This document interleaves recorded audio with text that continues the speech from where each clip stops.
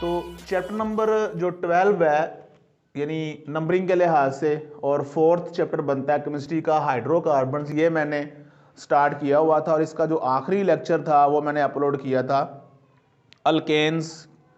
Alkanes जो हैं वो उनकी तैयारी के तरीके, मेथड्स ऑफ प्रिपरेशन और साथ में इनकी फ़िज़िकल प्रॉपर्टीज़ जो है ना वो मैंने लास्ट लेक्चर में डिस्कस की थी।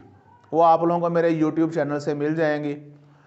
तो अब हम लोग जो है वो केमिकल रिएक्शंस जो है ना वो अल्केन्स के वो डिस्कस करते हैं। ये चैप्टर जो है ना वो बहुत इंपॉर्टेंट है, चूँकि इसमें से कुछ भी सिलेबस में लेस नहीं हुआ, इसलिए ये हम लोग सारे का सारा जो है वो पढ़ेंगे इंशाल्लाह। और मेरी आप लोगों से रिक्वेस्ट है कि अपने फ्रेंड्स के साथ जो है वो इस चैनल को जो है वो लाजमी शेयर करें ताकि उनका भी फ़ायदा हो।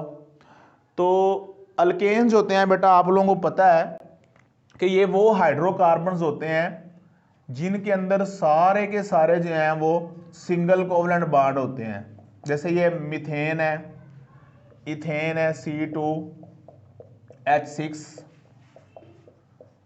इनमें सारे के सारे जो है जो बॉन्ड होते हैं यानी कार्बन की जो वैलेंसी होती है वो फुली सेटिस्फाइड होती है विद सिंगल बॉन्ड्स। यानी कार्बन की वैलेंसी 4 है और 4 के 4 जो है वो सिंगल कोवलेंट बॉन्ड मौजूद हैं। अब आप कोई नया एटम जो है वो इनमें ऐड नहीं कर सकते, जैसे अल्कीन और अल्काइन में नेक्स्ट हम देखेंगे। इसमें आप अगर कहें कि कोई और एटम या एटमों का ग्रुप आके अटैच करवा दे तो वो नहीं हो सकता, क्योंकि कार्बन और हाइड्रोजन जो है उनकी जो वैलेंसी है वो फुली सेटिस्फाइड है सिंगल बॉन्ड के साथ। नया कोई एटम नहीं आ सकता। अगर नया एटम लाना भी हो तो उसके लिए क्या होगा कि पहले वाला जो H एटम है इसको आप यहां से निकालें और उसकी जगह पे आप लोग कोई भी एटम जो है वो ऐड कर सकते हैं। रिप्लेस हो सकता है, ऐड नहीं हो सकता। इन रिएक्शंस को हम बोलते हैं सब्स्टिट्यूशन रिएक्शंस, या उर्दू में कहते हैं तबादले के रिएक्शंस। यानी अल्केन जो है वो कौन से रिएक्शन देते हैं? Substitution reactions. अगर आप लोगों से एमसीक्यू में पूछा जाए कि सब्स्टिट्यूशन रिएक्शन जो है वो किन की प्रॉपर्टी है, कौन से कंपाउंड्स की खसूसियत है, तो आप लोग वहां पे बता सकते हैं कि अल्केन्स ये कौन से रिएक्शन देते हैं? तबादले के रिएक्शंस। अल्केन्स जो है वो सब्स्टिट्यूशन रिएक्शन जो है बेटा वो देते हैं। तो इनकी डेफिनेशन क्या होगी? Those reactions in which one और those reactions in which one or more hydrogen atoms of alkanes are replaced by other atoms such as halogens। For example halogens का आपको पता है ये ग्रुप नंबर 17 के एलिमेंट्स हैं, फ्लोरीन, क्लोरीन, ब्रोमीन और iodine. इनको हम लोग जो है वो क्या बोलते हैं? हेलोजेंस कहते हैं। तो ये आपने डेफिनेशन बेटा शॉर्ट में याद करनी है। शॉर्ट में आप लोगों को सब्स्टिट्यूशन रिएक्शंस की डेफिनेशन आ सकती है। तो डेफिनेशन क्या है?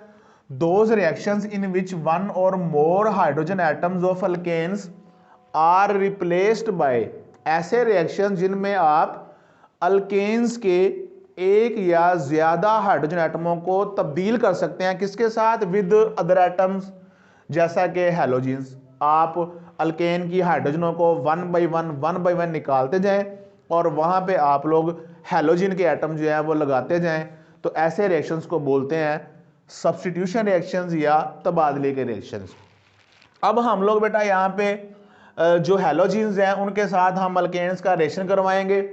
अल्केन्स जो होते हैं वो react fairly with halogens in diffuse light, यानी मध्यम रोशनी में ये हेलोजेंस के साथ रिएक्शन करते हैं बड़ा स्मूथली, यानी ज़्यादा स्टेप्स के अंदर। और अगर जो है वो ब्राइट लाइट हो तो फिर रिएक्शन जो होता है वो बड़ा फास्ट होता है। तो हम लोग जो है वो मीथेन का जो है रिएक्शन, सबसे पहले CH4 मीथेन है, इसका रिएक्शन हम करवाएंगे क्लोरीन के साथ, Cl2 के साथ। लाइट सबसे पहले कौन सी होगी, ब्राइट लाइट, सूरज की जो है वो तेज रोशनी।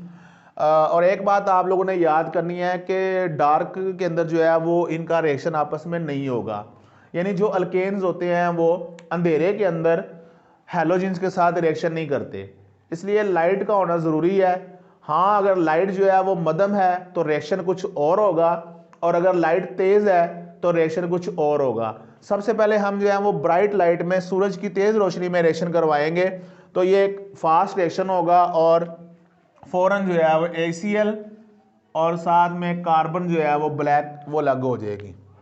इस रिएक्शन में हुआ क्या है कि जितनी भी ये हाइड्रोजन है और क्लोरीन के एटम है, इनका आपस में रिएक्शन होगा। अब आप लोगों ने H4Cl2 नहीं बना देना, जिस तरह टेस्टों में करते हैं बच्चे, अपनी मर्जी का रिएक्शन, अपनी मर्जी का रिएक्शन नहीं करवाना वरना धमाका होगा। आप लोगों ने इन H, और चूंकि H की वैलेंसी होती है +1, Cl की होती है -1, तो फार्मूला क्या बनेगा, ACl, वो बाद में हम बैलेंस करेंगे, और कार्बन जो है वो अलग हो जाती है। अब इसको बैलेंस करने के लिए इधर हाइड्रोजन के एटम कितने हैं, 4, इधर 1 है, इसको 4 से मल्टीप्लाई कर देंगे, तो H4 और Cl भी कितने हो गए, 4। अब चूंकि Cl इधर 4 है, इधर 2 है, तो इसको भी आपने 2 से मल्टीप्लाई कर देना है। अब क्लोरीन के भी 2 दूनी 4 एटम जो है वो बैलेंस हो जाएंगे। ये तो था रिएक्शन अल्केन्स का, यानी मीथेन का क्लोरीन के साथ, किसकी मौजूदगी में, ब्राइट लाइट की मौजूदगी में। अब मैं रिएक्शन करवाऊंगा बेटा डिफ्यूज लाइट, यानी सूरज की मध्यम रोशनी, डिफ्यूज्ड लाइट, सूरज की मध्यम रोशनी में यही रिएक्शन जो है वो 4 स्टेप में होगा। बड़ा आसान रिएक्शन है, इसको ध्यान से समझिएगा बेटा। असल में होगा ये कि यहां से एक H एटम निकलेगा और एक Cl, एक Cl और एक H, दोनों के मिलने से ये बन जाएगा ACl। असल में होता ये है कि ये जो CH4 है मीथेन,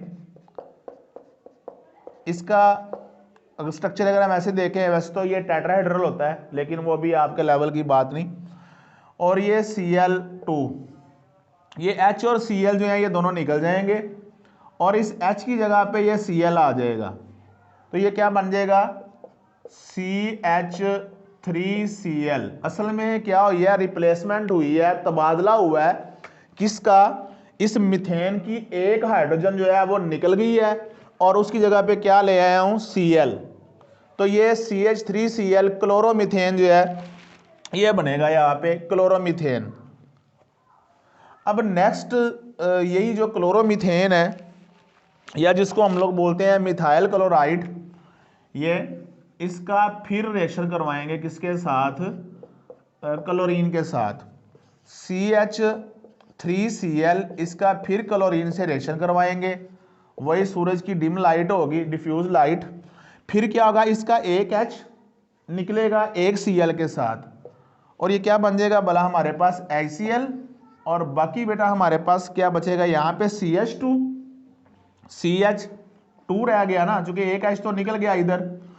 और देखिए Cl कितने थे यहाँ पे, 2 और 1 3, एक Cl जो है वो ACl में चला गया, तो बाकी हमारे पास क्या रह गया, Cl2। तो ये बन गया डाइक्लोरोमीथेन, डाइक्लोरोमीथेन। इसमें भी यही हुआ है कि देखें, ये पहले हमारे पास था CH4, एक H निकला, बाकी क्या रह गया, CH3, और एक Cl लग गया, तो ये बन गया CH3Cl। अब उसके बाद क्या हुआ, H और कम हो गया और एक Cl का इजाफा हो गया, यानी क्या कर रहा हूं, तबादला कर रहा हूं।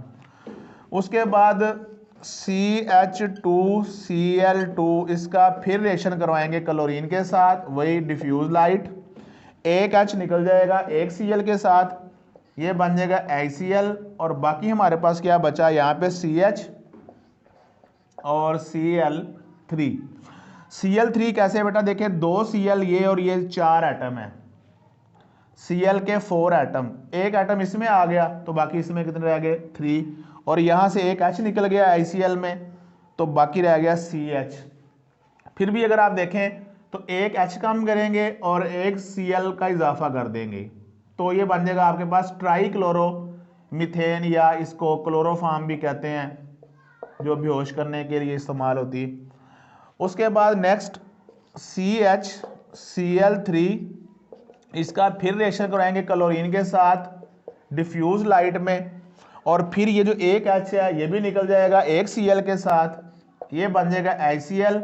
और बाकी आपके पास क्या बचेगा, ये 5 एटम है क्लोरीन के, 3 ये और 2 5, एक इधर आ गया इसमें, तो बाकी आपके पास क्या रह गया CCl4, carbon tetrachloride, carbon tetrachloride. इस तरह से ये हमने इस पूरे रिएक्शन में बेटा क्या किया है, इस मीथेन से हमने स्टार्ट किया CH4 से, एक H निकालता हूं और एक क्लोरीन डालता हूं, देखें H निकल गया तो CH4 से रह गया CH3 और क्लोरीन लग गई साथ। अगले रिएक्शन में क्या हुआ कि H और कम हो गया और Cl एक बढ़ गया। फिर उससे अगले कंपाउंड में क्या हुआ है, एक H कम हो गया, Cl और इजाफा हो गया। उससे आगे क्या हुआ, H जो था वो निकल गया और सारे के सारे क्या हो गए Cl4, यानी CH4 से क्या बन गया CCl4। तो ये है सब्स्टिट्यूशन। उसके बाद हमारे पास नेक्स्ट बेटा जो है रिएक्शन वो आएगा कंबस्चन। कंबस्चन का मतलब होता है जलने का अमल, यानी जो अल्केन्स होते हैं ये जलते हैं। ऑक्सीजन की मौजूदगी में अल्केन जब जलते हैं तो इनके जलने के नतीजे में क्या बनेगी, कार्बन डाइऑक्साइड। देखें ये CH4 मीथेन, ऑक्सीजन की मौजूदगी में आप इसको बर्न करेंगे, फ्लेम देंगे, ये जलेगी, और जलने के अमल में क्या बनता है, वाटर, साथ में कार्बन डाइऑक्साइड, और प्लस साथ में बनेगी हीट। बैलेंस करने के लिए H4 है, इधर H2 है, तो आप लोगों ने इसको 2 से मल्टीप्लाई कर देना पानी को, ये 2 दूनी हो जाएंगे 4 हाइड्रोजन। ऑक्सीजन इधर देखें 2 बेटा पानी में और 2 ये 4, तो इसको 2 से मल्टीप्लाई कर देंगे। ये है जलने का अमल। अब अल्केन जो होते हैं चूंकि ये जलने के दौरान हीट पैदा करते हैं, इसलिए हम इनको फ्यूल के तौर पर इस्तेमाल करते हैं। आपको शॉर्ट में पूछ सकता है कि अल्केन्स होते हैं इनको फ्यूल के तौर पर क्यों यूज़ किया जाता है, तो इसका आंसर ये है कि चूंकि अल्केन्स को जब हम लोग ऑक्सीजन की मौजूदगी में जलाते हैं तो हीट पैदा होती है, इसलिए हम उस हीट को यूज़ करते हैं। आपको पता है किचन के अंदर भी जो है वो मीथेन ही, असल में जो सुई गैस या जो नेचुरल गैस हम लोग बर्न कर रहे होते हैं, जला रहे होते हैं, उसके अंदर 85% ये मीथेन होती है, और अल्केन्स होते हैं इसके अंदर। तो जब ये जलते हैं तो हीट पैदा करते हैं, उसी हीट को आप फिर कुकिंग के लिए यूज़ कर सकते हैं। इसके अलावा जो ऑटोमोबाइल के इंजन होते हैं उनके अंदर भी अल्केन्स ही जो है वो बर्न करते हैं, जलते हैं। लेकिन एक चलते चलते मैं आपको और बात बता दूं, ये तो रेशन तब होगा जब ऑक्सीजन की एक्सेस मिकदार होगी। ऑक्सीजन की अगर वाफर मिकदार है तो फिर तो रेशन है ये, लेकिन अगर ऑक्सीजन लिमिटेड मिकदार में हो, ऑक्सीजन की सप्लाई अगर जो है वो महदूद है, बंद कमरे में रेशन करवा रहे हैं कि बाहर से ऑक्सीजन नहीं आ रही, तो फिर यही रिएक्शन थोड़ा सा चेंज हो जाएगा। यानी ये जो मीथेन है, जब आप लोग इसको ऑक्सीजन की लिमिटेड सप्लाई में, लिमिटेड सप्लाई यानी ऑक्सीजन की जो सप्लाई है वो महदूद है, तो बेटा फिर पानी तो ये बनेगा ही, लेकिन कार्बन डाइऑक्साइड की जगह पे क्या बनती है, कार्बन मोनोऑक्साइड बन जाती है, और साथ में कार्बन जो बनती है, हीट भी पैदा होती है, लेकिन हीट जो होती है वो थोड़ी मिकदार में पैदा होती है। अब ये जो मोनोऑक्साइड है ये डेंजरस होती है, इसलिए हम कहते हैं कि आप लोग जो बंद कमरे हैं, रात को जो है वो हीटर वगैरह जलाकर या अंगीठी वगैरह जो होती हैं उसको जलाकर ना सोएं, क्योंकि मोनोऑक्साइड जो होती है ये हमारे लिए डेंजरस होती है, आपका दम घुट सकता है, और अगर इसकी कंसंट्रेशन ज़्यादा हो जाए तो बंदे की मौत भी वाक़या हो सकती है। तो ये हैं रिएक्शंस अल्केन्स के। मुझे उम्मीद है कि आप लोगों को समझ आ गए होंगे। अगर समझ ना आए तो कमेंट्स में आप लोग पूछ सकते हैं कोई भी बात, और लाइक करें और चैनल को सब्सक्राइब करें। ओके, अल्लाह हाफिज़।